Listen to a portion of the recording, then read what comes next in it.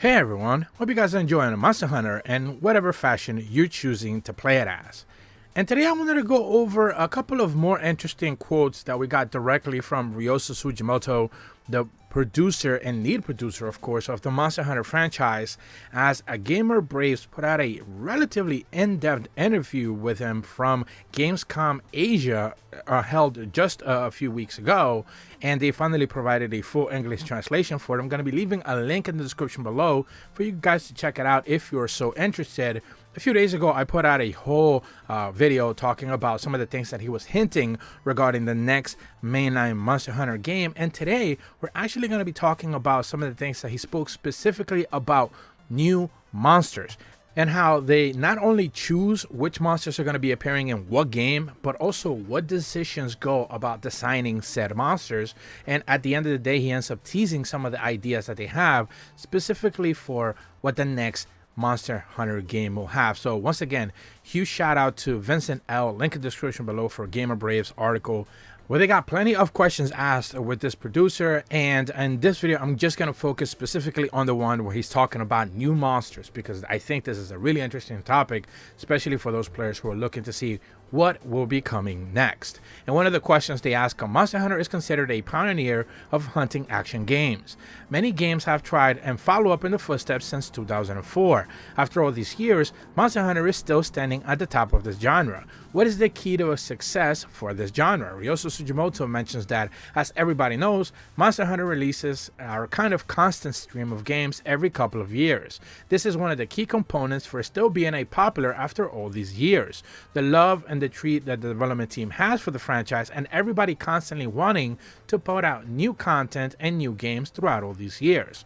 Rather than looking outward towards other similar games for inspiration, hint hint, Wild Hearts, what the Monster Hunter team does is look at Monster Hunter as a genre itself and think about how they can evolve the game, which is the next direction the game should go. Really, I think it's about putting together a team and thinking about where Monster Hunter as a series should be going is the future. In the future is the key.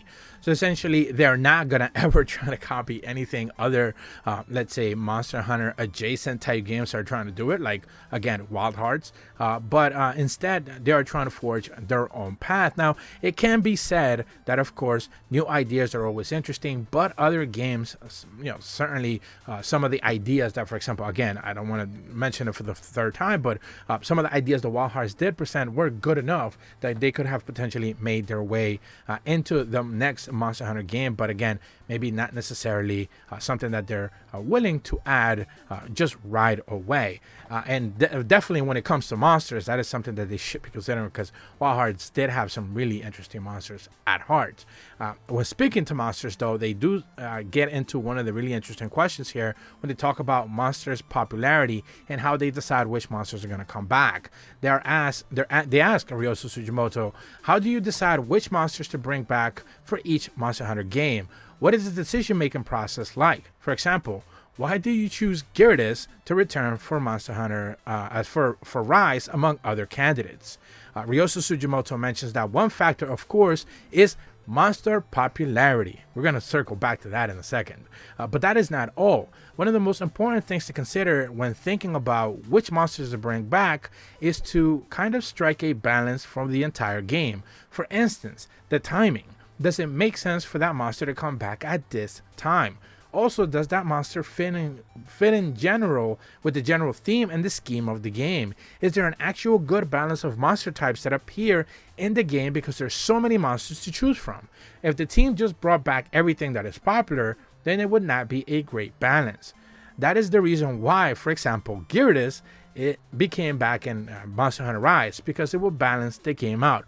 First and foremost, I think they're doing Mudfish a little bit dirty here by basically saying that in order to bring in cool monsters, you have to bring some kind of boring ones. Therefore, that is why Mudboy over here made it into the game. That's a little bit of a shot that they're taking to the poor monster. And yes, it's not a popular one, and I don't think anyone's expecting that. But I do find it interesting, specifically, again, keeping in mind with the perspective of like this interview is being placed under the heels of like what's coming next, with the idea that, the next mainline game is gonna have, yes, a good balance of new interesting monsters, old, original, but popular monsters, and then a couple of maybe not necessarily popular monsters to kind of like even out the roster. Specifically when he talks about monster types in general. Not necessarily everything is just going to be dragons. A lot of them just need to be those a little bit more quirkier versions of other monsters that you don't necessarily get to see. Therefore, they use that as an excuse to kind of balance out the roster. It may not necessarily be about popular one, but it might be a monster, a skeletal type or a monster type that doesn't really get that much support, or a different, like you could consider it like Raknakadaki, for example. They have a lot of spiders before, I believe, Gen 4. They added a few, and then now they're, propagating those a little bit further into the franchise. So, balancing things out according to them is the best way going forward when thinking about a roster. So for those of you who were wondering, for like them to just bring in all the popular monsters that you ever could have hoped for, probably that's not going to be the case, even in the next mainline game. They're also asking him about Monster Hunter has many fascinating creatures, and every fan has their own favorite one. With so many creatures to choose from, what is the process like for choosing the cover or flagship monsters, such as Rathalos or Nergigante? Ryozo Tsujimoto mentions that basically is the biggest thing that goes into deciding which is the main monster, is the theme of the game. I believe everybody knows that each Monster Hunter game has a general theme, a general kind of direction and design, so it has to embody that. Also, another really important factor, that the design has to be cool, right?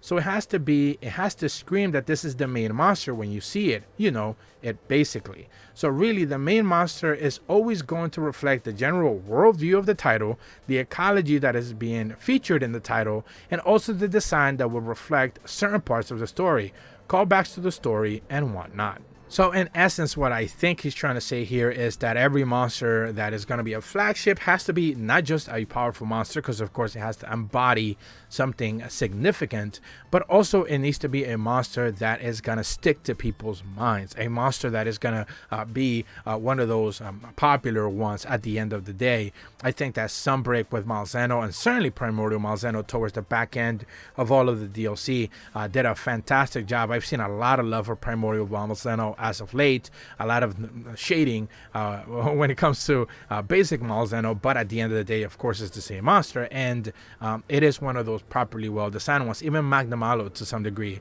ended up getting a lot of love. Obviously, once you started playing past him and some of the higher difficulty engagements, he comes a little bit short. He gets a short end of the stick. Even Scorn Magnamalo doesn't really live up to what it could have been, but when it comes to flagships, I think they have been doing a pretty fantastic job as of late. Lastly, he's asked a couple of really interesting questions. The first one is, what is an interesting or fun monster concept that you would like to include for future Monster Hunter games, or that you would have unfortunately cut from previous games? Again, really interesting questions. Ryozo Tsujimoto answers that, of course, there are monster concepts that I want to add to the future that were scrapped but didn't make it in the past games. I am not able to reveal that at this time, though, because who knows? It might be coming back in the future. There are a lot of concepts that maybe technological advances aren't quite there yet, so they can't really be added at a time. In the future, it might be possible, but for these concepts to get added, I will definitely let everybody know which is the one I'm talking about. So essentially, he's already teasing that there's a major monster idea that they have that even they currently cannot do. Which I find fascinating. Obviously, I would love to know what that is.